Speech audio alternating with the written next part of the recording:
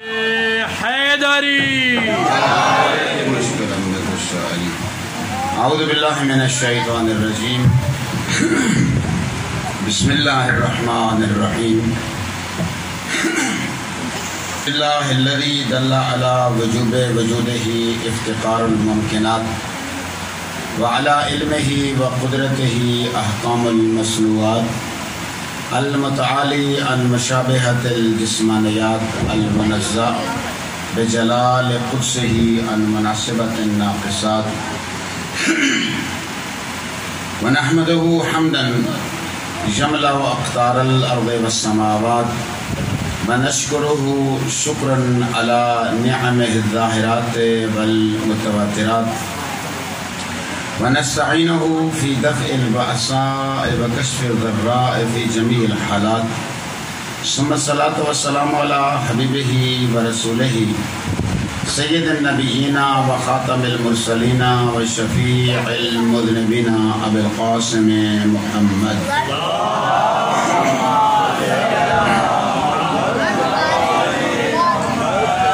صاحب الآیات والبینات المکمل بطریقتہ وشریعتہ سائر الکمالات ثم الصلاة والسلام علی اہل بیتہ الذین اذهب اللہ عنہم الرجس وطہرہم من الزلات صلاة تتعاقب علیہم کتعاقب الآنات لا سیما علی بقیت اللہ فی الارضین والسماوات حجت ابن الحسن العسکری عجل اللہ تعالی فرجہ الشریف اللہم صلی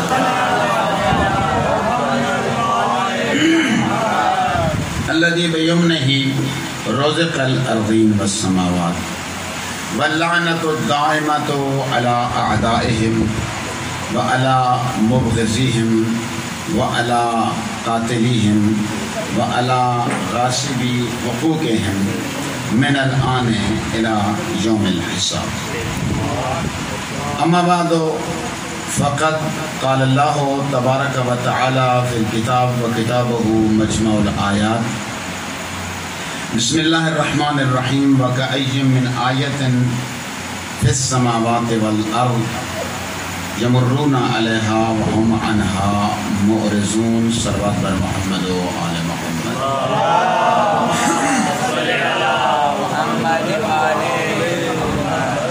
گفتگو کا سلسلہ یہاں پہ منقطع ہوا تھا کہ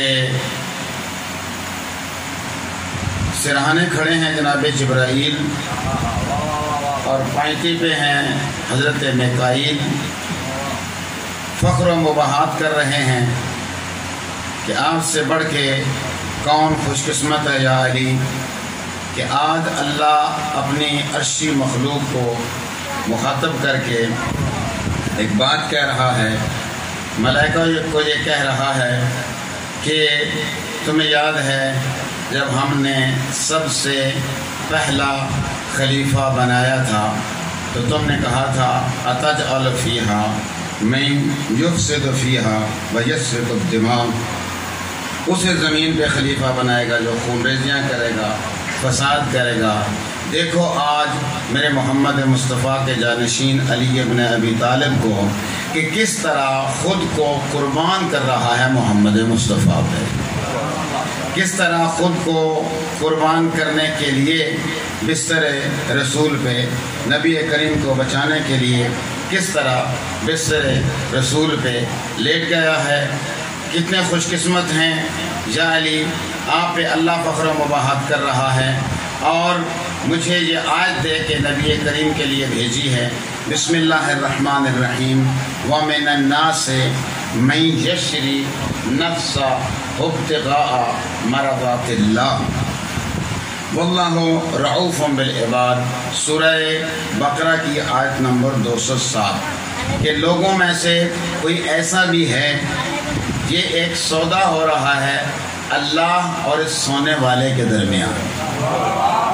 قرآن مجید کی آیت ہے وَمِنَ النَّاسِ مَن يَشْرِي، لوگوں میں سے کوئی ایسا بھی ہے جو خرید و فروخت کر رہا ہے۔ خریدنے والا کون ہے؟ اللہ ہے، بیچنے والا کون ہے؟ یہ سونے والا۔ بیچ کیا رہا ہے؟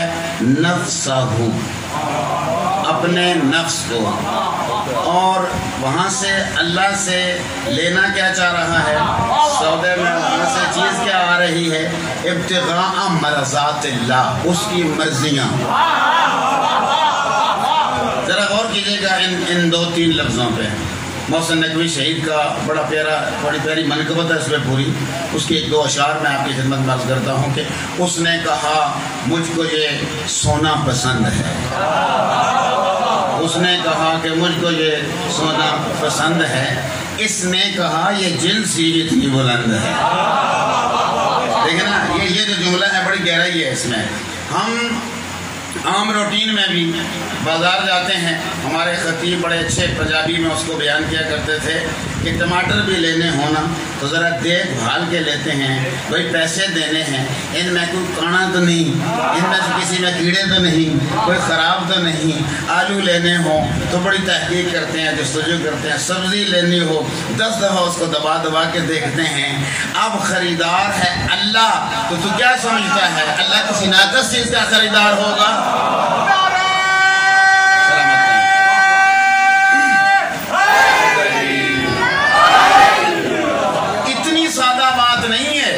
میں نے عرض کیا نا، قرآن مجید یہ کہہ رہا ہے، بار بار میں اس آیت کو دہرا رہا ہوں سورہ یوسف کی، کہ وَكَأَيٍّ مِّنْ آیَةٍ فِي السَّمَاوَاتِ وَالْأَرْضِ، زمین و آسمانوں میں کئی ایسی اللہ تعالیٰ کی آیات ہیں کہ یمرون علیہا، وہ اس سے گزر جاتے ہیں، وہ مانا معرضون، توجہ نہیں کرتے، غور و فکر ہی نہیں کرتے۔ بھائی اتنی معمولی بات نہیں ہے، اللہ اور اس بندے کے درمیان ایک خرید و فروخت کا معاملہ ہو رہا ہے، یہ نفس دے رہا ہے۔ دیکھنا، کسی کو اپنی جان کسی کے سپرد کر دینا کہ اس کے بعد آپ میری جان کے آپ ذمہ دار ہیں۔ اب جان کس کی ہو گئی؟ اللہ کی۔ ادھر سے کیا آ گیا؟ مرضات۔ مرضات لفظ مرضی کی جمع ہے، مرضی یعنی رضا۔ جو تسی چاہو گے وہ اسی چاہاں گے۔ نہیں، سورہ دہر میں اس کو یوں بیان کیا، وَمَا تَشَاءُونَ إِلَّا أَن يَشَاءَ اللَّهُ، اللہ ہمیشہ وہی چاہتا ہے جو محمد و آل محمد چاہتے ہیں، اور محمد و آل محمد ہمیشہ وہی چاہتے ہیں جو اللہ چاہتا ہے۔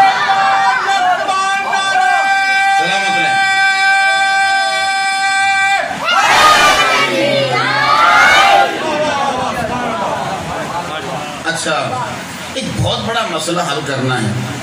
اگر یہ میرے بچے تھوڑا سا کوئی بڑے ان پہ کنٹرول کریں نا، تو جو بچے میرے سامنے سننے اور سمجھنے کے لیے بیٹھے ہیں، میں ان کے لیے بیان کر رہا ہوں۔ میں ہمیشہ یہ کہتا ہوں، یہ صرف میرا زبانی جملہ نہیں ہے، باخدا میں نے ان جیسے بزرگوں سے ہی یہ چیزیں سیکھ کے اب تک پہنچا رہا ہوں۔ بہت بڑا مسئلہ ہے، پچھلے دنوں بڑی ویڈیو وائرل ہوئی، کچھ ہمارے علماء کرام کی بھی اور کچھ دوسرے علماء کرام کی، کہ دوسرے مسئلے کے جنہوں علماء کرام کہ جی کیا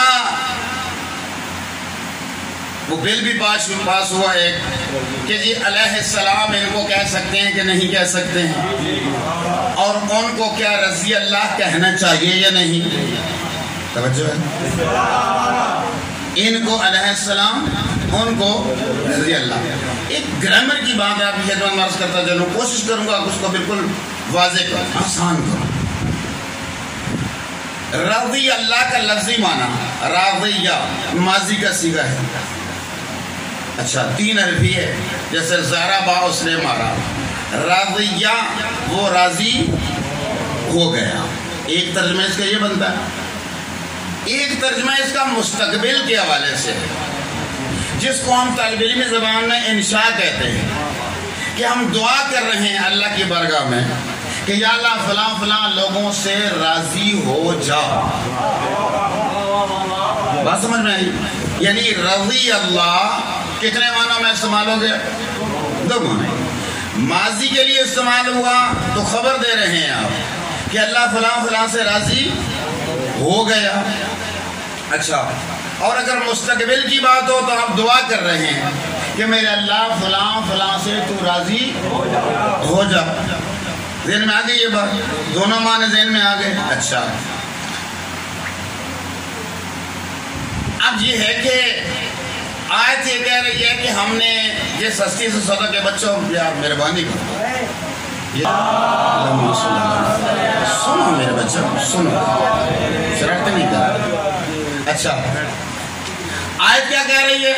وَمِنَ النَّاسِ مَن يَشْرِي نَفْسَهُ، لوگوں میں سے کوئی ایسا بھی ہے جس نے اپنے نفس کو بیچ ڈالا، خریدا کیا؟ مرضات اللہ، اللہ کی مرضیاں، یعنی اللہ ان سے راضی ہو گیا، اللہ ان سے راضی ہو گیا، ماضی ہو گئی نا، یعنی اب ان کے لیے دعائیہ لفظ استعمال کرنے کی ضرورت نہیں ہے، جملہ ضائع نہ ہونے پر، ان کے لیے دعائیہ لفظ استعمال کرنے کی ضرورت نہیں ہے کہ میرے اللہ ان سے راضی ہو جا،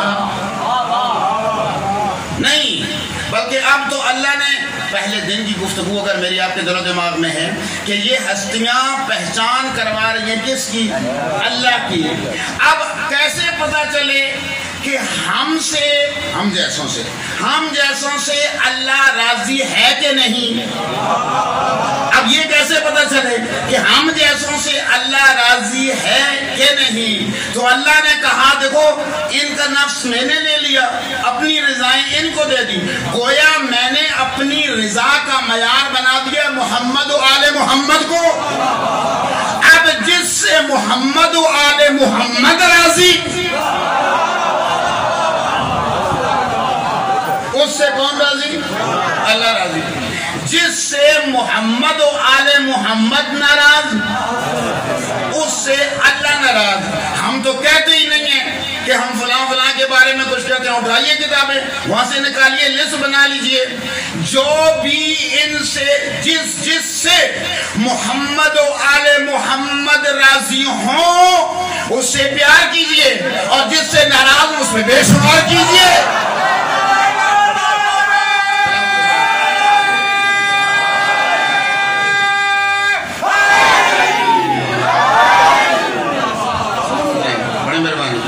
شکریہ۔ مسئلہ یہ حل ہو جاتا ہے۔ اگر آپ ان کو کہتے ہیں جی رضی اللہ کہا جا سکتا ہے کہ نہیں، ہاں اگر آپ یہ کہہ رہے ہیں کہ اس آیت کے تحت اللہ تعالیٰ ان پہ راضی ہو گیا تو کیوں نہیں، لیکن نہیں، اگر آپ دعائیہ جملہ استعمال کر رہے ہیں تو ان کے لیے استعمال نہیں کر سکتے۔ اچھا، ایک سینہ آگے بڑھتے ہیں۔ مولا کائنات علیہ السلام کی شان میں یہ آیت اتر گئی، مولا کائنات مدینہ منورہ پہنچ گئے۔ اچھا، اب یہ نفس، وہ میں نے آپ کو بارہا تاکید کی کہ اس نفس لفظ کو جو ہے نا آپ نے دل و دماغ میں رکھنا۔ ایک ہوتا ہے نفس، فے پہ زبر، نفس کا معنی ہے سانس، لیکن نفس کا مطلب ہے جان، عربی میں نفس کا مطلب ہے جان۔ اچھا، 3 جگہ پہ یہ لفظ استعمال ہوا ہے قرآن مجید میں جو مربوط ہے محمد و آل محمد سے، 4 جگہ پہ ایسی مقامات پہ استعمال ہوا ہے جس میں مختلف معانی میں قسمیں جہاں بیان کی گئی ہیں نفس کی۔ مثال کے طور پہ اللہ تعالیٰ 13ویں پارے کے آغاز میں کہتا ہے کہ لا ابرئ ان النفس لامارۃ بالسوء، یہ نفس امارہ ہو گیا۔ اچھا، ایک نفس جو ہے وہ نفس لوامہ ہے، لا اقسم بالنفس اللوامہ، مجھے قسم ہے۔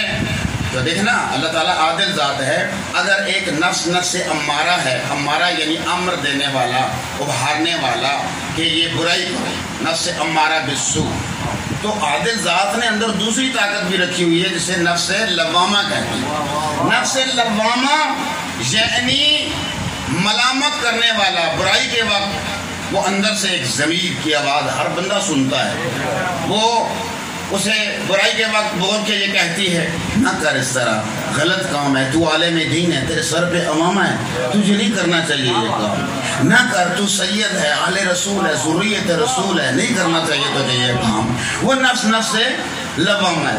اب ایک نفس زکیہ ہے، وہ نفس زکیہ جو ہے حضرت موسیٰ اور حضرت خضر کے واقعے میں 15ویں پارے میں غالباً سورہ کاف ہے، تو اس میں جو یہ واقعہ ہے کہ حضرت موسیٰ اور حضرت خضر کے درمیان بات چیت اس طرح ہوئی کہ جب ملی نا الواح، تختیاں، لوح کی جمع الواح، تختیاں ملی حضرت موسیٰ کو کوہ طور پہ، تو دل میں خیال آیا مم مثلی، مجھ جیسا کون ہے؟ پھر میں خبردار موسیٰ یہ گمان بھی نہ کرنا، فوق کل ذی علم علیم، ہر صاحب علم کے اوپر ایک اور صاحب علم ہوتا ہے۔ اچھا میرے تم کو ود گئے؟ پھر میں ہاں، کہاں پہ ہے؟ جاؤ دریا سمندر کے کنارے، دریا کے کنارے جہاں پہ وہ پکی ہوئی جو اپنے مچھلی ہے وہ راہ پکڑ لے گی دریا میں، زندہ ہو جائے گی، تو وہاں ملاقات ہوگی۔ کر لمبا قصہ، ملاقات ہوئی، میں آپ کی شاگردی اختیار کرنا چاہتا ہوں، نہیں کر سکتے۔ کیوں؟ آپ کو علم ہے، آپ کو اللہ نے عطا کیا ہے علم، اور مجھے اللہ تعالیٰ کی ذات نے عطا کی ہے معرفت۔ میں تھوڑا سا نفس کے حوالے سے چاہ رہا ہوں کہ ذرا بات میرے ان بچوں کے لیے واضح ہو جائے کہ جس نفس کا خریدار اللہ ہے وہ نفس کیسا ہے۔ نفس میں نے عرض کیا کہ امارہ، نفس لوامہ، نفس زکیہ۔ نفس زکیہ کیسے میں عرض کر دوں تاکہ میں چوتھے اس نفس تک پہنچوں اور پھر اپنی گفتگو جو ہے وہ کسی نتیجے تک پہنچاؤں۔ اچھا، حضرت موسیٰ نے کہا جی وہ کیسے؟ اللہ تعالیٰ نے مجھے توریت عطا کی ہے، نبی بنایا ہے، تو آپ کہہ رہے ہیں کہ آپ کو معرفت عطا نہیں، علم عطا ہے؟ جی ہاں، علم دیکھیں، غور کریں اس بات کی، میں تھوڑا سا آسان کر کے باتیں بتاؤں تاکہ بچوں کو بھی سمجھ آئے کہ میں اور آپ جانتے ہیں کہ وضو میں کتنی چیزیں واجب ہیں۔ وضو جب ہم کر رہے ہوتے ہیں 4 چیزیں، چہرے کا دھونا واجبات، نہیں کلی کرنا، ناک میں پانی ڈالنا سنت ہے، نہیں بھی ڈالیں تو پانی تھوڑا کو مسئلہ نہیں، وضو ہو جائے۔ بالوں کے اگنے کی جگہ سے لے کر ٹھوڑی تک، لمبائی میں، چوڑائی میں، درمیانی انگلی سے لے کر اور انگوٹھے کے درمیان جو حصہ آ جائے، یہ چہرہ دھونا ہے، اور کونیوں سے لے کر انگلیوں تک دونوں بازو دھونے ہیں، سر کا مسح کرنا ہے، اگلے حصے کا، سر کے اگلے حصے کا، اور پاؤں کا مسح کرنا ہے گھٹنوں تک، یہی واجبات ہے نا۔ یہ ہے علم۔ میں اور آپ سارے علم رکھتے ہیں کہ وضو میں 4 چیزیں واجب ہوتی ہیں، لیکن سر کا مسح کیوں ہے، دھونا کیوں نہیں؟ پاؤں کا مسح کیوں ہے، دھونا کیوں نہیں؟ جس کو کیوں کا علم ہوتا ہے جی اسے کہتے ہیں معرفت۔ جسے کیوں کا پتہ چل جائے کہ ایسا کیوں ہے، وہ علم حقیقی ہو جائے گا نا۔ تو حضرت خضر نے کہا آپ کو ظاہری شریعت کا علم ہے مگر طریقت کا نہیں، ظاہری شریعت کا علم ہے مگر کیوں کہ علم آپ کو نہیں۔ اور آپ اگر دیکھیں گے نا میرے معاملات کو تو آپ صبر نہیں کر پائیں گے، کیونکہ آپ کو اس کی لم کا، عربی میں لم ہم کہتے ہیں، اس کا لما، کیوں اس کے لم کا چونکہ آپ کو پتہ نہیں، لہذا آپ جو ہے صبر نہیں کر پائیں گے۔ کہا جی کروں گا، کہا اچھا ٹھیک ہے، پھر شرط ہے بولنا نہیں، جو دیکھو نا بولنا نہیں۔ اس میں بڑا لمبا واقعہ ہے، کشتی پہ جا رہے ہیں، کشتی میں سوراخ کر دیا جناب حضرت خضر نے۔ اب ظاہری طور پہ یہ ایک ایسی بات تھی کہ جو برداشت کے قابل ہی نہیں تھی حضرت موسیٰ کے لیے، تو ارشاد فرمایا اخرقتها لتغرق اہلها، آپ نے کشتی میں سوراخ کر دیا، آپ ان کو ڈبونا چاہ رہے ہیں، آپ ان کو ڈبونا چاہ رہے ہیں۔ اچھا میں نے کہا تھا نا بولنا نہیں، آپ پھر بول گئے، نہیں اچھا چلے آپ نہیں بولوں گا۔ وہ دیوار سیدھی کی، دیوار کے سر سیدھی کی، پہلے لوگوں کو کہا کہ بھئی تو کھانا پانی دے دیں، ہمیں کو مہمان بنا دے، کسی نے مہمان نہیں بنایا، ایک دیوار کے سائے میں آ کر بیٹھے حضرت خضر، ساتھ حضرت موسیٰ بھی بیٹھ گئے، ایسے دیوار کی طرف دیکھا اور اس کے بعد اپنے موضوع جو خاص ہے رب الجلال کی بارگاہ سے ایسے ہاتھ رکھا، پیچھے دیوار کو سیدھا کر دیا۔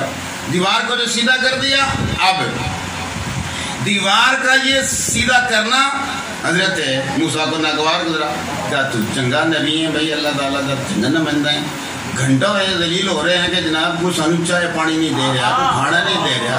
और पूछना चाहिए ना, बोले दीवार सीधी करानी दे, और अगर वो कहते हैं कि हाँ जी सीधी करानी है तो आप जो है वो हमें इसका खाना दे दें, हम आपकी दीवार सीधी कर देते हैं। क्या मैं आखिया सी ना बोलना नहीं, फिर बोल गए। अच्छा चलो ठीक है जी, खामोशी हो गई। बाद में आगे बच्चे खेल रहे थे, आगे बढ़ के हजरत खिज़र ने एक बच्चे को मार दिया। अब यहाँ कैसे हजरत मूसा जो है वो चुप करके बैठे। अक़तल्त नफ्सन ज़किया, कि आपने एक नफ्से ज़किया को कत्ल कर डाला, मार डाला। आपने एक नफ्से ज़किया को मार डाला। अच्छा, 3 किस्में मैंने पहले नफ्स की आपकी खिदमत में अर्ज की, अब ये हो गई चौथी किस्म नफ्से ज़किया। मैं यहाँ से गुफ्तगू आगे बाद में लेके जाऊंगा। पहले मैंने जो आपसे वादा किया कि वाज़े हो जाए कि नफ्स है क्या जिसका खरीदार रब्बे ज़ुल जलाल है। वो नफ्स एक सवाल पढ़ लीजिए मोहम्मद की शान में।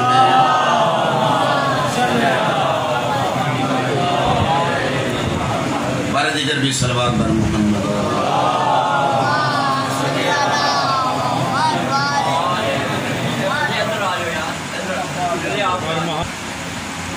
मस्जिद कूफा थी, साहब मेंबर सलोनी पे बैठ के सलोनी का दावा कर रहा था। एक शख्स उठा, बुजुर्ग आदमी था, उसने कुछ सवालात किए, उसके बाद जवाबात लिए, वहां से चला गया, गायब हो गया। वो सवालात फिलहाल मैं आपके सामने नहीं अर्ज करता हूँ, गुफ्तगू लंबी हो जाएगी। वो सवालात किए, चला गया। अब जरा ज़हन नशीन रखिए, एक है आम नबी, हर नबी साहब शरीयत नहीं होता। उसके बाद है रसूल साहब शरीयत होता है। उसके बाद है वो जिन पे किताबें नाजिल हुई। कुरान के अलावा कितनी किताबें हैं? और 3, कुरान समेत 4 हो गई। 3 किताबें जिन मरहलावार आप ऊपर चलते जाएं। नबी, रसूल, साहब शरीयत, साहब किताब रसूल। अच्छा, और आज़म पैगम्बर 5 हैं। उन पे बाद में सहीफे नाज़िल हुए, किताबें नहीं नाज़िल हुई। बाद में किताबें नाज़िल हुई, वो सहीफे नहीं थे। अच्छा, अब यहाँ तक आप जब पहुँच गए, हजरत मूसा उन उलिल अज़म पैगम्बरों से हैं कि जिन पर तौरात नाज़िल हुई है। कलीमुल्लाह कहते हैं, अल्लाह डायरेक्ट कलाम कर रहा है कोहे तूर पे, लेकिन अजमत रखते हैं ना, हजरत मूसा एक अजमत रखते हैं। जब मुकाबले की बात है जनाब हजरत खिज़र से, अब हजरत खिज़र का दर्जा आगे बढ़ गया। क्यों? ये ज़ाहिरी इल्म रखते हैं, वो हकीकी इल्म रखते हैं। ये ज़ाहिरी इल्म शरीयत के पाबंद हैं, वो हकीकत के पाबंद हैं। ये ज़ाहिरी शरीयत के पाबंद हैं, वो हकीकत के पाबंद हैं। अल्लाह ताला के हुक्म से कायनात के अंदर तसर्रुफ का इख्तियार रखते हैं। अल्लाह ताला के हुक्म से कायनात के अंदर तसर्रुफ का, देखिए कायनात के अंदर तसर्रुफ हो रहा है ना। वहाँ कश्ती को सुराख कर दिया ताकि वो एक मसलहत की बात में बताए कि क्या मसलहत थी। वहाँ पे वो बच्चे को मार दिया, मसलहत भी बताई कि क्या थी। वहाँ पे वो दीवार सीधी कर दी, मसलहत भी बता दी कि वहाँ पे क्या थी। मसलहतें भी बता रहे हैं। मैं बड़ी जिम्मेदारी के साथ आपके सामने ये बात अर्ज कर रहा हूँ कि इस वक्त 1 नहीं, 2 नहीं, 3 नहीं, 4 नहीं, आपके 5 मासूम जिंदा हैं। 5 जनाब हज़रत इदरीस जिंदा हैं, जनाब हज़रत इलियास जिंदा हैं, जनाब हज़रत खिज़र जिंदा हैं, जनाब हज़रत ईसा जिंदा हैं, आपके 12वें आका जिंदा हैं। ये 5 रुकनी कमेटी के इंचार्ज का नाम है महदी। जरा ज़हनों को बुलंद कीजिए, मैं कहीं पहुंचा हूँ। मैं नफ्स की बात कर रहा था कि वो नफ्स कितना अजीम है कि जिसका अल्लाह खरीदार हो रहा है। ये 5 रुकनी कमेटी के इंचार्ज हैं, आपके वक्त के इमाम, आपके वक्त के वारिस, जिनके हम रैयत हैं, वो इनके इंचार्ज हैं। अब कायनात में बहुक्म खुदा बच्चा जानता है, पहली दूसरी की किताबों में लिखा हुआ है अला कुल्ल शैइन कदीर ज़ात है, मगर जब बारिश बरसानी हो तो मीकाईल को कहता है। हाय बारिश बरसानी हो तो मीकाईल को कहता है, जब रूह कब्ज़ करना हो तो इज़राइल को कहता है, जब वो वही भेजनी हो तो जिब्राइल को कहता है। भाई यहाँ पे आके सारी बातें मान लेते हैं, कोई शिर्क नहीं होता। हम कहते हैं कायनात के तसर्रुफ में ये 5 रुकनी कमेटी जिनके इंचार्ज 12वें आका, तो शिर्क हो जाता है भाई।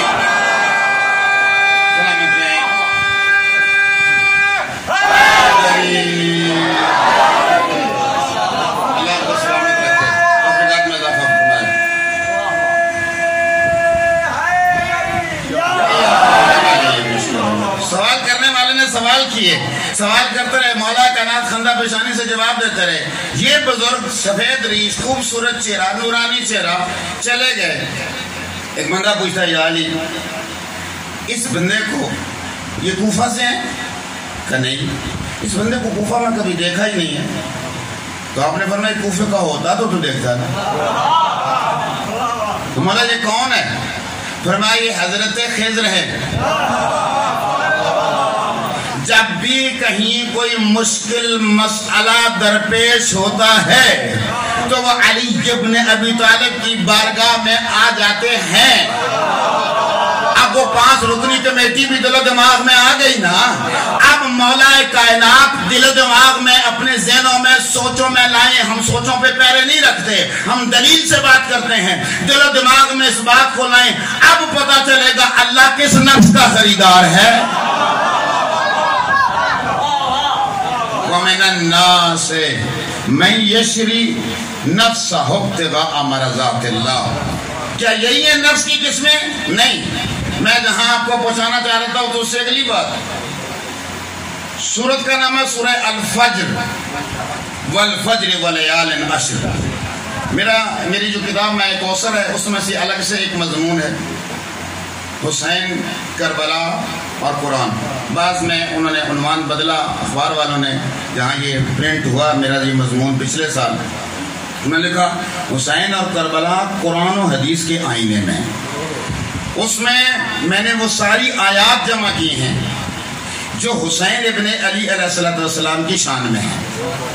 اچھا، اس میں جو سر فہرست میں نے جس سورت کا، جس آیت کا انتخاب کیا ہے وہ سورہ الفجر کی یہ آیات ہیں، پہلی بھی اور آخری بھی.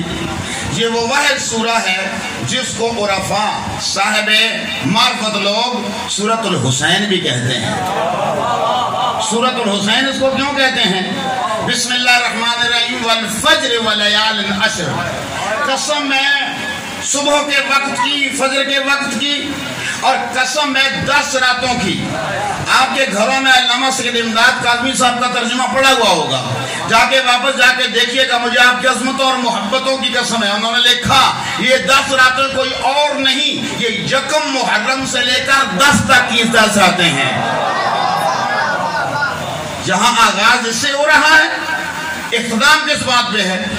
یا ایتھا النفس المطمئنہ ارجعی الی ربک راضیۃ مرضیہ. اے نفس مطمئنہ، اب تو اپنے رب کی طرف پلٹ آ. میں نے عرض کیا توجہ نہیں کرتے لوگ، غور نہیں کرتے، سوچتے نہیں ہیں. میں نہیں کہہ رہا ہوں، قرآن کہہ رہا ہے سوچا کرو، غور کیا کرو، تدبر کیا کرو. ہم کیا کہہ رہے ہیں؟ نفس مطمئنہ کو ہم یہ کہہ رہے ہیں پلٹ آ. پلٹتا وہی ہے جو اپنی منزل سے گیا ہو. میں اس سے بڑھ کے آسان نہیں کر سکتا، اس سے بڑھ کے آسان نہیں کر سکتا. یا ایتھا النفس المطمئنہ، وہ نفس مطمئنہ اللہ نے اس کو بنا کے بھیجا تھا. جب بیٹا نفس مطمئنہ ہے تو وہ نفس جس کو اللہ نے خریدا ہے وہ باپ کتنا عظیم ہوگا.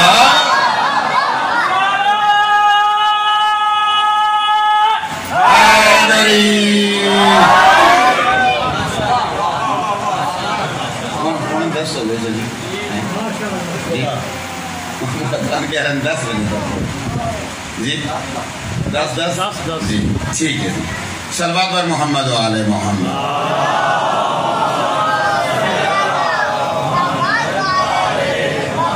پھر ان آنکھوں کے 10-12 صلوات بر محمد و آل محمد.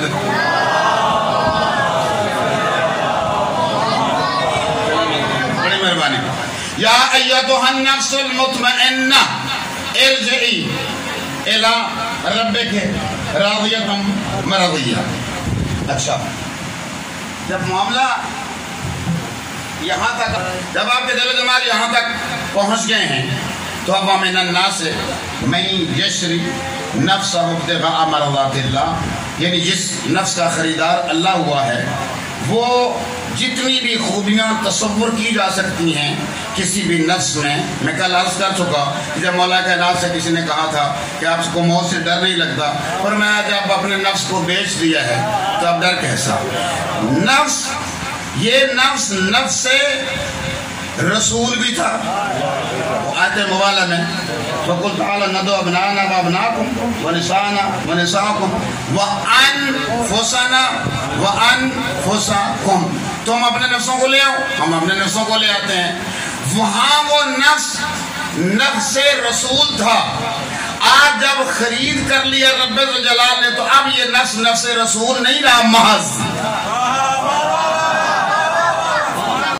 تو کئی دفعہ اس پہ فتویٰ لگ گیا ہے، یہ جو ابھی جملہ میں نے کہا ہے نا، انہوں نے کہا کہ یہ تو آپ نے شرک کر دیا۔ خدا نے چونکہ نسبت کی بات، جیسے اللہ کہتا ہے نا کہ میں نے ان کو اپنے نور سے خلق کیا، تو نور سے مطلب یہ نہیں کہ جو اللہ تعالیٰ نے خود کو نعوذ باللہ پیس کر لیا ہے تو اس سے آگے محمد آل محمد، وہ اللہ تعالیٰ کو جز نہیں رکھتا، خاص نور، اس کا خلق کردہ خاص نور۔ یہاں پہ یہی بات ہے کہ یہاں پہ ارشاد فرمایا نا جب وَمِنَ النَّاسِ مَن يَشْرِي نَفْسَهُ، لوگوں میں ایک تھا کہ جس نے اپنے نفس کو بیچ دیا، اب وہ نفس ہو گیا اللہ کا، لہذا وہاں آیت مبالغہ میں وہ نفس رسول ہے، یہاں وہ نفس خدا ہے۔ ایک سے بات پڑھ لیجیے علی محمد کی شان میں، اللہم صلی اللہ علیہ وسلم۔ درد سب سے زیادہ اسی شخص کو ہوتا ہے جس نے کسی چیز کی قیمت بھری ہو، جس کی ملکیت ہو وہ چیز۔ یہ میں آیا نا ابھی تو آپ کے یہاں ایک بڑا پیارا ایک بینر لگا، اس پہ بڑا اچھا ایک جملہ لکھا ہوا ہے معصوم فرماتے ہیں کہ تم جو کچھ تمہاری رسمیں ہیں، ہماری کئی رسمیں ہیں جن کا مباح رسمیں ہیں، جن کا یعنی شریعت کے وہ جو 5 حکم ہے نا، فرض کیجئے گلاس ہے، شریعت کا ان 5 حکموں میں سے ایک حکم ضرور ہوگا۔ کیا یہ پانی پینا واجب ہے؟ کیا یہ پانی پینا حرام ہے؟ کیا یہ پانی پینا مستحب ہے؟ کیا یہ پانی پینا مکروہ ہے؟ کیا یہ پانی پینا مباح ہے؟ شریعت کے 5 حکموں میں سے کوئی نہ کوئی ایک حکم لازمی ہوگا۔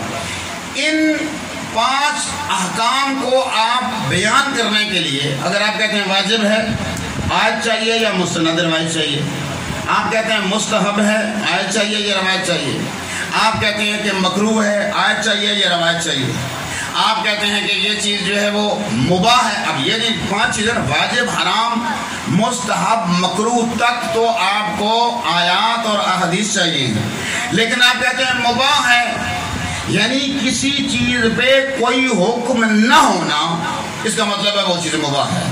اس کے لیے قرآن کی آیت جو ہے وہ ضروری نہیں، مباح ہونے کے لیے یہی کافی ہے کہ اس کے بارے میں شریعت نے چھیڑا نہیں ہے اس کو۔ جیسے آپ یہاں پہ بیٹھے ہوئے ہیں، کیا میرے لیے یہاں ممبر جو ہے وہ لگا کے کھڑا ہونا واجب ہے؟ جی مستحب ہے؟ جگہ کے حوالے سے بات کر رہا ہوں، جگہ کے حوالے سے وہاں بھی جگہ ہو سکتی ہے، وہاں پہ پچھلے سال وہاں تھا یہ ممبر لگا ہوا تھا جی، وہاں بھی ہو سکتی ہے، تو کیا یہ واجب ہے؟ نہیں۔ مستحب ہے؟ نہیں۔ مکروہ ہے؟ نہیں۔ مباح ہے۔ آپ کو اجازت دی کہ یہ شریعت نے اس بارے میں آپ کو چھیڑا نہیں، 3-4 گلاس پڑے ہوئے ہوتے ہیں، آپ پانی کس میں سے پینا ہے؟ مرضی پی لیں بھائی، مباح ہے۔ یہ 5 احکام ہیں نا جی، اب ان 5 احکام میں سے 4 کے لیے دلیل چاہیے آپ کو، دلیل نہ ہونے کا مطلب ہے کہ وہ چیز مباح ہے۔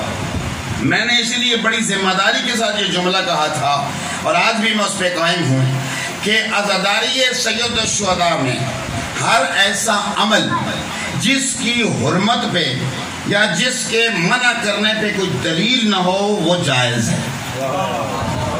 میں پھر جملے کا تکرار کرتا ہوں، بعض بندے پوچھتے ہیں جی زنجیر زنی جائز ہے کہ نہیں ہے جی، کما زنی جائز ہے کہ نہیں ہے جی، مہندی جائز ہے کہ نہیں ہے جی، فلاں چیز جائز ہے کہ نہیں ہے جی۔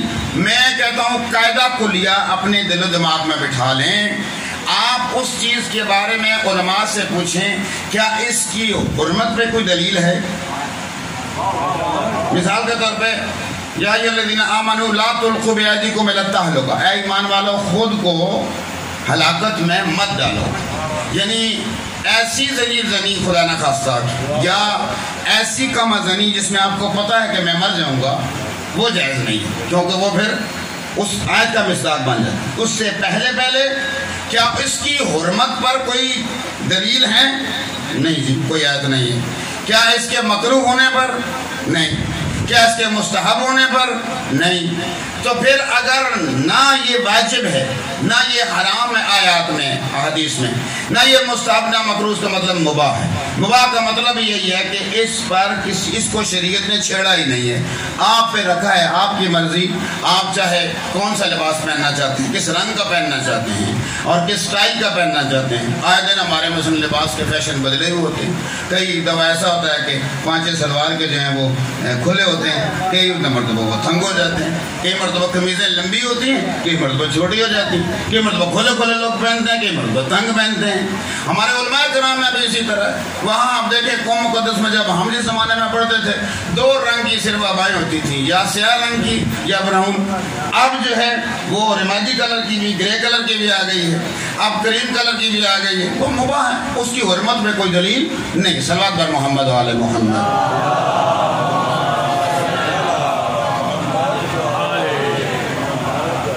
جس کسی کو تکلیف دیکھیں نا اسی کو ہوتی ہے نا جس کا کسی پہ کوئی خرچ ملکیت ہو اپنی اور اس پہ کچھ خرچ ہوا ہو۔ وہاں لکھا ہوا تھا کہ تم اپنے رسم و رواج پہ زیادہ برہم ہو جاتے ہو اگر اس کے خلاف کوئی کرے تو۔ ہمارے پنڈی کے بعد دیہاتوں میں رواج ہے کہ جب دولہا جو ہے وہ جب تک اس کو گھوڑی پہ بٹھایا نہ جائے، جب تک اس کو سیرا نہ ڈالا جائے، جب تک اس کو گانا نہ ڈالا جائے، کہتے ہیں جی یہ لگتا بیاہ ہو ہی کوئی نہیں ہے جی۔ تو اس کا مطلب یہ ہے کہ یہ رسم ہے نا، تو اپنی رسموں کے مطابق اگر کچھ نہ ہو تو ناراض ہو جاتے ہو، لیکن تمہارے سامنے دین کے جو احکام ہیں وہ بگاڑے جا رہے ہوں اس پہ برہم کوئی نہیں ہوتے۔ کیوں اتنی بڑی قربانی دی ہے حسین بن علی علیہ السلام نے؟ میرے دماغ میں وہ بات ساری آپ کے ہے جو میں اس سے پہلے گفتگو کر چکا ہوں۔ اللہ کی وحدانیت، اس کی پہچان، اس کی صفات کے مظہر کا نام محمد و آل محمد، اس کے دین کو پہنچانے والے کا نام محمد مصطفیٰ، اور بچانے والوں کا نام 12 ائمہ 4 معصومین۔ کہیے نا جی۔ اچھا کیوں بلا؟ وجہ کیا تھی؟ اس لیے وہ نفس خدا ہے، وہ نفس رسول ہے، یہ نفس مطمئنہ ہے۔ دین پہ جب بھی مشکل آئے گی نا، دین پہ جب بھی کوئی پریشانی آئے گی، درد کسی غیر کو نہیں ہوگا، یا دین بھیجنے والے کو ہوگا یا بچانے والوں کو ہوگا، جو لے کے آئے ہیں انہیں درد ہوگا۔ تبھی تو جب یہ درد دیکھا ہے جناب حضرت حسین بن علی نے کہ بھئی اس وقت تو دیکھیں مریض جو ہوتا ہے نا اس کے جتنے بھی مراحل ہوتے ہیں وہ ڈاکٹر آپ کو بتاتے ہیں، ورثاء کو بتاتے ہیں۔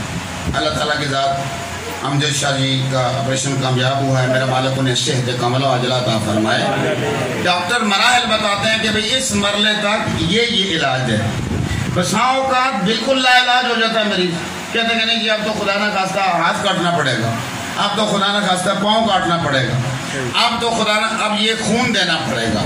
علامہ رسول اللہ اللہ مقام وہ فرمایا کرتے تھے کہ دین مبین اسلام اتنی زیادہ نکاحت اور کمزوری اور ضعیفی پہ جا پہنچا تھا کہ اب بغیر خون کے اس میں جان نہیں آ سکتی تھی، خون چاہیے تھا اس کو۔ اب دین مبین اسلام ہے اور دین مبین اسلام کے لیے وہی اس نفس کے خون کی ضرورت ہے اسے کہ جو نفس خدا ہو۔ عام نفس جو ہے وہ اس کو نہیں کر سکتا، نفس خدا ہو، وہ نفس رسول ہو، وہ نفس مطمئنہ ہو۔ تبھی تو جب حسین بن علی علیہ السلام نے اپنے تمام بنی ہاشم کو سامنے بٹھا کے یہ بات کی تھی کہ چارہ کوئی نہیں اس کے علاوہ، اللہ یہ چاہتا ہے۔ روایات اگر آپ پڑھتے ہیں نا تو ساری چیزیں پتہ تھی نا حسین بن علی کی۔ منع کیا تھا حضرت ام سلمہ نے، نہ جائیے، آپ کے بابا نے منع کیا تھا، عراق کے لوگ اچھے نہیں ہیں اس وقت کے اور آپ کے ساتھ وفا نہیں کریں، کوفے کے لوگ اچھے نہیں، آپ کے ساتھ وفا نہیں کریں۔ جواب میں حسین ابن علی کیا کہہ رہے ہیں؟ اللہ یہ چاہتا ہے کہ میرے عباس علمدار کے بازو قلم ہوں، اللہ یہ چاہتا ہے کہ میرے علی اکبر کے سینے میں برچھی لگے۔ وہ رضا کی بات جو ہم کر رہے ہیں، وَمَا تَشَاءُونَ إِلَّا أَن يَشَاءَ اللَّهُ، اللہ اب یہ چاہ رہا ہے، یہ نفس خدا ہے، نفس رسول ہے، نفس مطمئنہ ہے، لہذا اللہ یہ چاہ رہا ہے کہ سینہ علی اکبر میں برچھی لگے، اللہ یہ چاہ رہا ہے کہ گلو علی اصغر زخمی ہو۔ بات یہاں تک ختم ہو گئی؟ نہیں، خاموشی چھا گئی کچھ دیر کے لیے۔ اب پھر بنی ہاشم کے لوگوں نے سر اٹھایا، اللہ یہ چاہتا ہے ان یراہن سبایا۔ حضرت حنفیہ نے کہا مولا خود تو جا رہے ہیں، یہ ساتھ خواتین کو لے کے جانے کا کیا مطلب؟ ٹھیک ہے، خون کی ضرورت ہے دین مبین اسلام کو، آپ کے ساتھ جو بنی ہاشم ہیں جائیں گے، قربانیاں دیں گے۔ فرمایا اللہ یہ چاہتا ہے کہ کربلا فتح کروں گا میں، اور کربلا سے لے کر شام تک کو فتح کرے گی زینب۔ حضرت ام کلثوم، جناب سکینہ، ہم ایسے تو ہم تو کتنے ناقص ہیں، ہم تو کتنے خود پرست ہیں، مفاد پرست ہیں، ہمیں اگر پتہ چل جائے نا کہ اس سے آگے گولیاں چلنے والی ہیں، ہم آگے نہیں جاتے، ہم پیچھے مڑ آتے۔ حسین ابن علی کو لمحے لمحے کی خبر ہے، ایک ایک بات کی خبر ہے۔ جہاں کربلا سے ایک منزل پہلے گھوڑے پہ جناب تشریف فرما ہے اور خرامہ یہ کاروان چل رہا ہے، اور طریقہ کار چلنے کا حسین ابن علی کا یہ ہوا کرتا تھا کہ ایک طرف جناب حضرت علی اکبر ہوتے تھے اور ایک طرف جو ہے جناب شہنشاہ وفا ہوتے تھے۔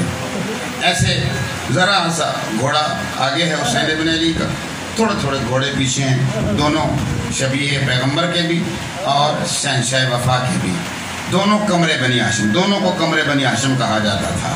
اللہ اکبر، حسین ابن علیہ السلام گھوڑا چل رہے ہیں، تینوں گھوڑے چل رہے ہیں، ساتھ کاروان چل رہا کہ ایک لمحہ بھر کے لیے جناب حسین ابن علی علیہ السلام کو نیند آ گئی، اونگ آ گئی۔ جب آنکھ کھلی پر فرمایا انا للہ و انا الیہ راجعون۔ جناب حضرت علی اکبر اس طرح گھوڑے پہ سوار ہو کے پوچھتے ہیں، بابا اس وقت آپ نے گھوڑے پہ بیٹھے ہوئے کلمہ استرجاع کیوں پڑھا ہے؟ عربی میں کلمہ استرجاع کہتے ہیں انا للہ۔ یہاں علامہ سید علی نقی نکن ایک بہت پیاری بات انہوں نے لکھی اور بیان بھی کی اپنے ایک مجلس میں۔ انہوں نے کہا کہ دیکھیں، جس وقت دین کے لیے قربانی کی بات یہ سلسلہ چلا ہے نا حضرت ابراہیم حضرت اسماعیل سے، تو حضرت ابراہیم نے جو خواب دیکھا تھا وہ بیان کیا حضرت اسماعیل کے سامنے کہ میں نے خواب میں دیکھا ہے کہ انی اذبحک، کہ میں تمہیں ذبح کروں، فانظر ماذا ترى، آپ کا کیا خیال ہے؟ یا آپ افعل ما تؤمر ستجدنی انشاءاللہ من الصابرین، جو کچھ آپ کو حکم ملا ہے آپ کر دیجیے، آپ انشاءاللہ مجھے صابروں میں سے پائیں گے۔ وہ کہتے ہیں یہ خواب بتایا کیوں حضرت اسماعیل کو؟ فرمایا کہ اگر نہ بتاتے نا یہ خواب، قربانی یک طرفہ ہوتی، اگر یہ خواب بتاتے نا تو قربانی یک طرفہ ہوتی۔ بتایا اس لیے ہے تاکہ قربانی برابر ہو جائے، جتنی ادھر سے اتنی مرضی سے کوئی چل کے جائے نا قربانی کے لیے، تب مزہ ہے نا قربانی کا۔ اب جناب حضرت علی اکبر نے جب یہ بات پوچھی تو خواب بتایا، میں نے خواب دیکھا ہے بیٹا۔ دیکھیں وہ فضائل ابی بن عظیم کی کس طرح عملی تفسیر شروع ہو گئی ہے کہ میں نے خواب دیکھا ہے کہ مجھے آواز آ رہی ہے کہ عجب کاروان ہے جو کربلا کی طرف بڑھ رہا ہے اور موت ان کے ساتھ ساتھ چل رہی ہے۔ اللہ اکبر۔ اب جواب علامہ سید علی نقی نکن کے یہاں بڑے پیارے دو چار جملے ہیں عربی کے۔ فرمایا بابا السنا بحقین، بابا کیا ہم حق پہ نہیں ہیں؟ کیوں نہیں بیٹا، ہم حق پہ ہیں۔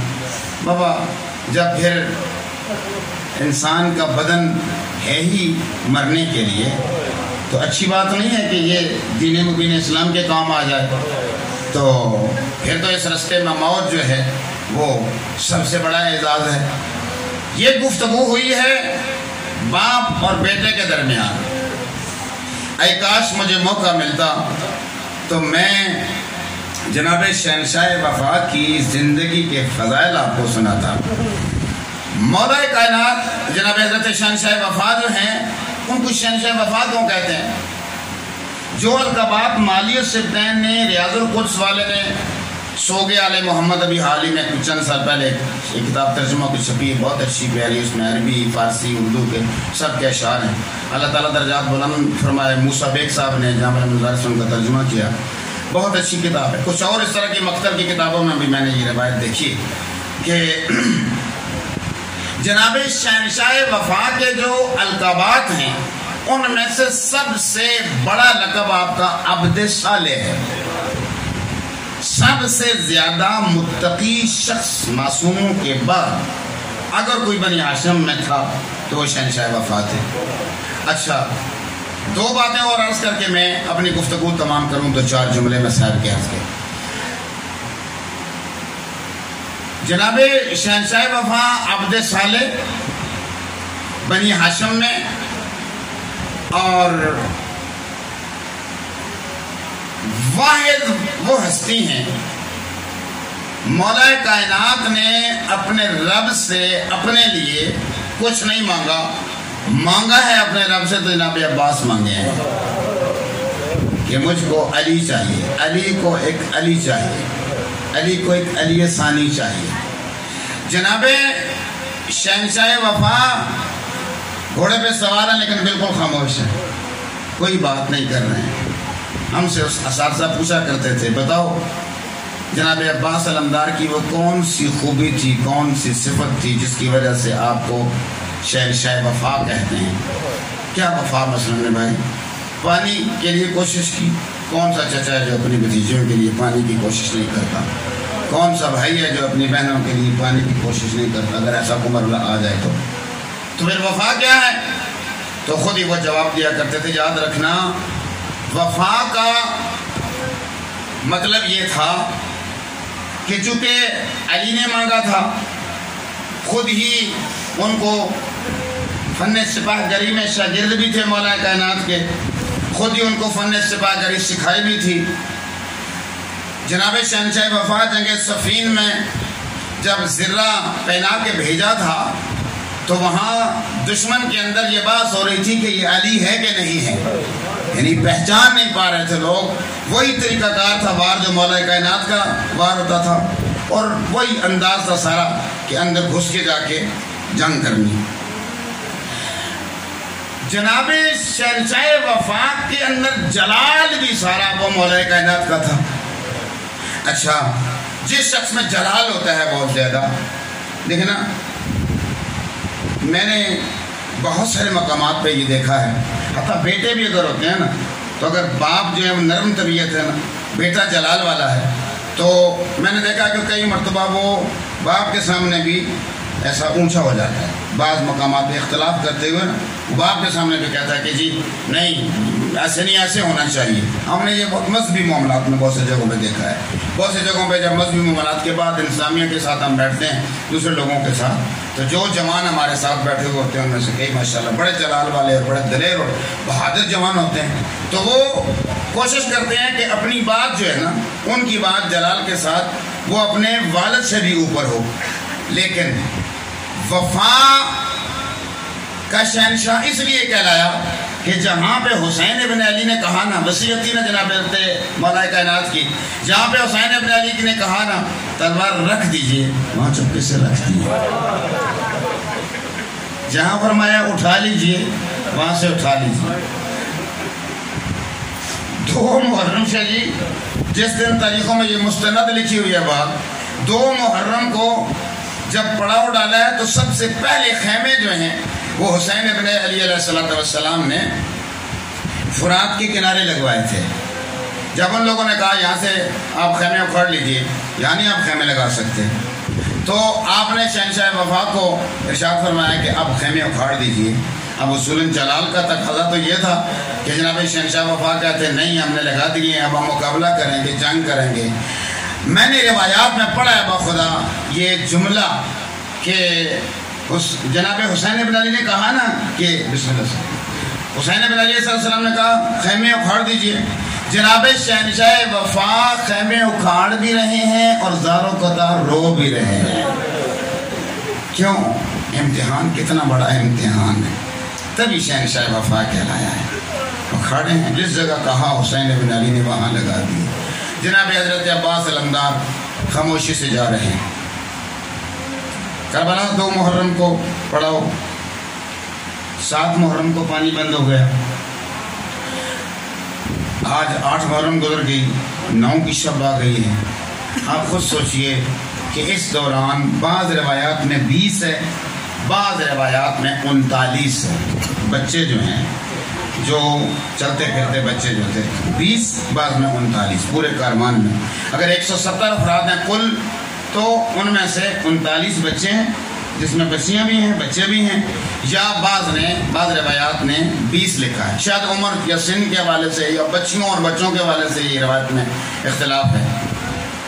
20 بچے ہیں، ہر خیمے سے جہاں جہاں بچہ ہے وہاں سے آواز آ رہی ہے العطش العطش، ہائے پیاس ہائے پیاس۔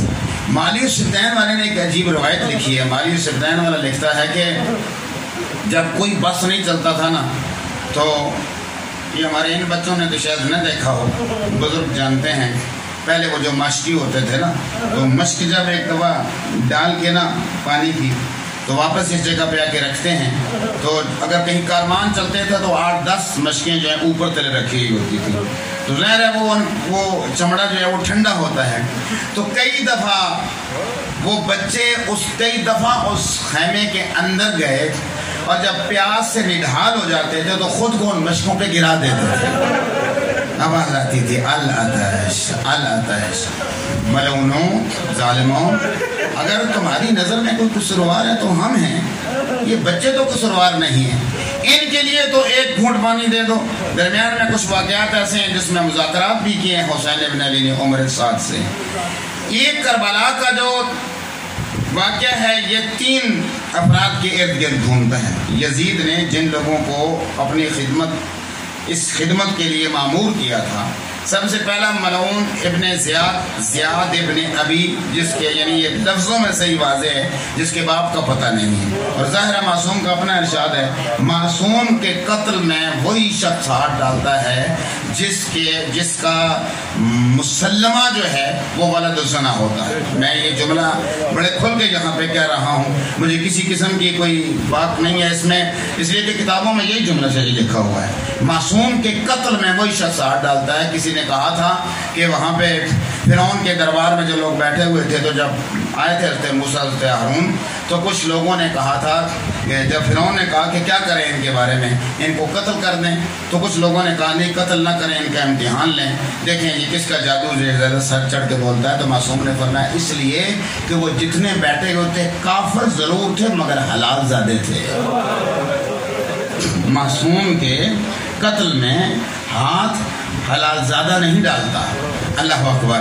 سب سے پہلا اس ملعون یزید کا حکم ابن زیاد کو، ابن زیاد کے ساتھ بات چیت عمر سعد کی۔ میں یہ جملہ کہتا چلوں اگر آپ ناراض نہ ہوں تو، جہاں جہاں تک میری آواز پہنچ رہی ہے وہ بھی اگر ناراض نہ ہوں لوگ تو یہ نہ کہیں کہ جی فرقہ واریت ہو گئی، یہ آپ نے کیا کہہ دیا۔ تحقیق کر لیجئے گا، جا کے کتابیں پڑھ لیجئے گا۔ عمر ابن سعد ابن ابی وقاص، یہ وہ شخص ہے کہ جس کو صحابی رسول کہا جاتا ہے۔ ہم نہیں کہتے ہیں، آپ ذرا کتابیں اٹھا کے دیکھیے اور جا کے پڑھیے کہ قاتلین امام حسین علیہ السلام کا مذہب کیا تھا، کون لوگ تھے وہ۔ میں نے ایک مضمون لکھا تھا ٹی وی پہ، میرے اس حوالے سے ایک پروگرام آیا، میں نے کہا آپ لوگ کہتے ہیں کہ جو سامنے تھے مسلمان تھے، نہیں، نبی کریم کے زمانے میں وہ منافقین موجود تھے نا کہ جن کے لیے سورہ منافقون نازل ہوئی؟ نبی کریم نے کسی منافقین میں سے کسی گروہ کے ساتھ جنگ کر کے ان کو مار دیا ہے؟ نہیں نا۔ تو نبی کریم کے وفات کے بعد وہ کدھر گئے؟ وہ پہلے ظاہری خلیفہ حکمران کے زمانے میں بھی وہ تھے نا، کدھر تھے؟ ڈسکس نہیں ہے۔ دوسرے زمانے میں کدھر تھے؟ ڈسکس نہیں ہے۔ تیسرے کے زمانے میں وہ کہاں تھے؟ ڈسکس نہیں ہے۔ چوتھے ظاہری حکمران کے مولا کائنات کے زمانے میں مولا کائنات کے کیمپ میں نہیں ہو سکتے، اس لیے کہ علی کی محبت ہی ایمان کی نشانی ہے، یہ ممکن نہیں ہے کہ اس کیمپ میں ہوں۔ اچھا، اس کے بعد پھر ظاہری جو حکمران بنا وہ پسر ابو سفیان ہے۔ پسر ابو سفیان کے زمانے میں بھی وہ تھے نا، منافقین تھے نا۔ پسر ابو سفیان کے زمانے میں بھی منافقین تھے نا۔ اس کے بعد اس کا جو بیٹا یزید جب تخت نشین ہوا ہے تب بھی منافقین تھے نا۔ میری تحقیق، میری ریسرچ یہ ہے، میرا عقیدہ یہ ہے، میرا نقطہ نظر یہ ہے دلائل کے ساتھ، حسین ابن علی کربلا کے کارناموں میں سے، میں نے کہا تھا کربلا کو سمجھنا آسان نہیں ہے، کربلا کے کارناموں میں سے ایک بہت بڑا کارنامہ یہ تھا، حسین ابن علی ان تمام منافقین کو گھیر کے کربلا لے آئے۔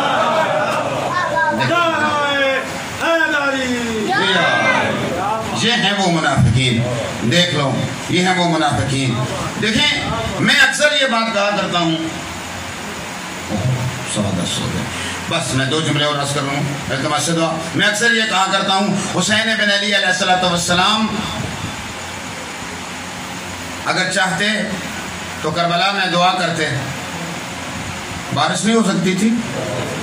وہ جو راہب کو 7 بیٹے دے سکتا ہے، جی موجز نما زمین پہ اگر نیزہ مارے پانی نہیں نکل سکتا؟ موجز نما ہے، ملائکہ آئے ہیں بھائی، 70,000 ملائکہ جو آج دن تک طواف میں ہیں کربلا میں، مدد کے لیے آئے ہیں نا۔ زابر جن آئے ہیں نا، مدد کے لیے سب آئے ہیں۔ کسی کو کہہ دیتے ٹھیک ہے جی اب پانی وہاں سے لے آئیں، نہیں، حسین ابن علی نے منافقین کا چہرہ بے نقاب کرنا تھا۔ کل آنے والے لوگ یہ کہتے یہ کیسے ممکن تھا کہ اتنے چھوٹے سے بچے کے لیے پانی مانگتے اور جواب میں تیر آتا؟ نہ، بے نقاب کر دیا جناب حسین ابن علی علیہ السلام نے، بے نقاب کر دیا۔ بس 2 جملے عرض کروں اور التماس سے دعا۔ جناب شہنشاہ وفا نے وفا کی حد کر دی، جب تک کہاں یہ تلوار رکھ دیں، رکھ دی، جب کہا اٹھا لیجئے، اٹھا لی۔ اب جناب حضرت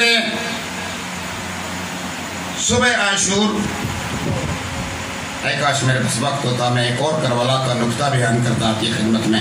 صبح عاشور نہیں، صبح عاشور کہاں، جنگ کب شروع ہوئی ہے جی؟